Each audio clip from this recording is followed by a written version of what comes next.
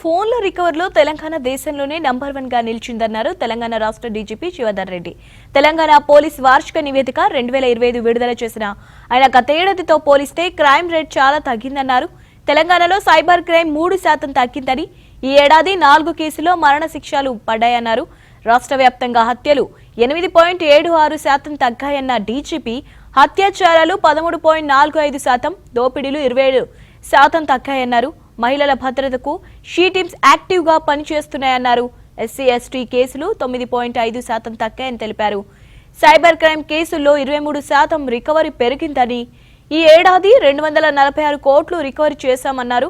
24,498 మంది బాధితులకు దాదాపు 159 కోట్లు రిఫండ్ చేశామన్నారు డీజీపీ. ఈ సంవత్సరం శాంతి భద్రతలు తెలంగాణ రాష్ట్రంలో చక్కగా మెయింటైన్ అయినాయి. క్రైమ్స్ పైన, నేరాల పైన పూర్తి అదుపు ఉంది. అట్లాగే తీవ్రవాద కార్యకలాపాలు, ఉగ్రవాద కార్యకలాపాలు ఇట్లాంటివి కూడా పూర్తిగా అదుపులో ఉన్నాయి. ఈ సంవత్సరం ప్రతి సంవత్సరం జరిగేటువంటి మేజర్ ఫెస్టివల్స్ తో పాటుగా చాలా ముఖ్యమైనటువంటి 2-3 బందోబస్తులు ఈ నెలలో జరిగినాయి. మీకు తెలుసు, ఫ్యూచర్స్ సిటీలో జరిగినటువంటి గ్లోబల్ సమ్మిట్ 2 రోజుల పాటు అంతర్జాతీయ సమ్మిట్ అది పూర్తి సక్సెస్ఫుల్ గా ఎక్కడ ఇట్లాంటి చిన్న అవాంతరం లేకుండా కూడా జరుపుకున్నాం. అది పోలీస్ డిపార్ట్మెంట్ అది సక్సెస్ఫుల్ కావడానికి పూర్తిగా కృషి చేసి దానికి సంబంధించినటువంటి ఏర్పాట్లు చేసింది. అట్లాగే రెండోది లయనల్ మెస్సీ ఈవెంట్ రాష్ట్రంలో హైదరాబాద్ లో ఈ నెలలో అది కూడా ఈ నెలలో జరిగింది. దానికి సంబంధించి కూడా ఎక్కడ కూడా ఎట్లాంటి చిన్న సమస్య కూడా లేకుండా చక్కగా బందోబస్తు ఏర్పాటు చేసి దాన్ని కూడా విజయవంతంగా జరుపుకున్నాం. ప్లస్ మనకు 3 విడతలుగా గ్రామ పంచాయతీ ఎలక్షన్స్ అయినాయి. ఆ గ్రామ పంచాయతీ ఎలక్షన్స్ కూడా 3 మలకలు అయినాయి, 3 దశలలో అయినాయి.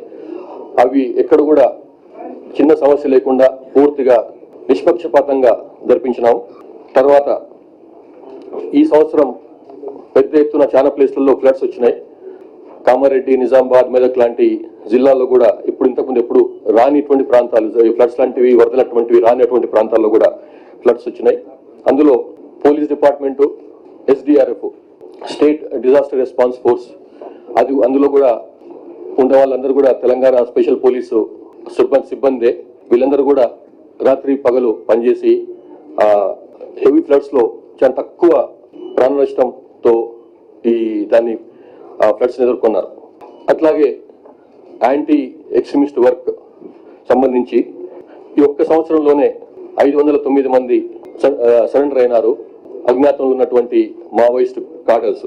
ఆ 509 మందిలో 483 మంది, 483 మంది ఛత్తీస్గఢ్ రాష్ట్రానికి చెందిన వాళ్ళు అయితే, 24 మంది తెలంగాణ రాష్ట్రం నేటివిటీ ఉన్న వాళ్ళు, ఒకరు మహారాష్ట్ర నుంచి, ఒకరు ఆంధ్రప్రదేశ్.